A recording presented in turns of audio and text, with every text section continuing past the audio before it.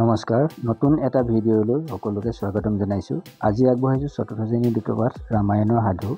এই কিতাপখনৰ প্ৰথম পাঠটিৰ নাম হৈছে ৰাজকুমাৰ ৰাম। প্ৰথম প্ৰশ্নটো হৈছে খালী ঠাই পূৰ কৰা। যুগ চাৰিটা: সত্য যুগ, ত্ৰেতা যুগ, দ্বাপৰ যুগ আৰু কলি যুগ। ৰজা দশৰথৰ তিনিগৰাকী ৰাণী আছিল: কৌশল্যা, সুমিত্ৰা, কৈকেয়ী। ৰজা দশৰথৰ বৰপুত্ৰৰ নাম ৰাম আছিল। ভৰত, লক্ষ্মণ, শত্ৰুঘ্ন ৰামচন্দ্ৰৰ সৰু ভায়েক আছিল। এইবাৰ প্ৰশ্নটো হৈছে ৰামৰ চাৰিটা গুণ লিখা। ১. দুখীয়া নিচলাক দান কৰা। ২. ডাঙৰক সন্মান কৰা। ৩. সদায় সঁচা কথা কোৱা আৰু ৪. সৰুক মৰম কৰা। ভিডিঅ'টো কেনে লাগে তোমালোকে জনাবা। ইয়াৰ পিছৰ প্ৰশ্ন হৈছে চমু উত্তৰ দিয়া। সুমিত্ৰাৰ পুত্ৰদ্বয়ৰ নাম কি আছিল? সুমিত্ৰাৰ পুত্ৰদ্বয়ৰ নাম আছিল লক্ষ্মণ আৰু শত্ৰুঘ্ন। ৰামচন্দ্ৰ কাৰ সন্তান আছিল?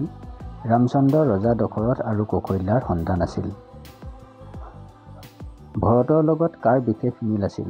ইয়াৰ উত্তৰটো হৈছে ভৰতৰ লগত শত্ৰুঘ্নৰ বিশেষ মিল আছিল। অযোধ্যা নগৰৰ কাষেৰে বৈ যোৱা নদীখনৰ নাম কি? ইয়াৰ উত্তৰ হৈছে সৰজু নদী।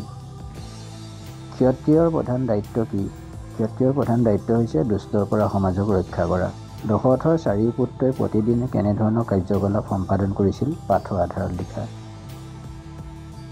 দশৰথৰ চাৰি পুত্ৰই প্ৰতিদিনে ৰাতিপুৱা সূৰ্য উদয়ৰ আগতে উঠি সকলোতকৈ আগৰে মাক পিতাক আৰু গুৰু বশিষ্ঠক প্ৰণাম কৰে। তাৰপিছত শৰীৰটোক শক্তিশালী কৰিবলৈ সূৰ্য নমস্কাৰ আৰু ব্যায়াম কৰে।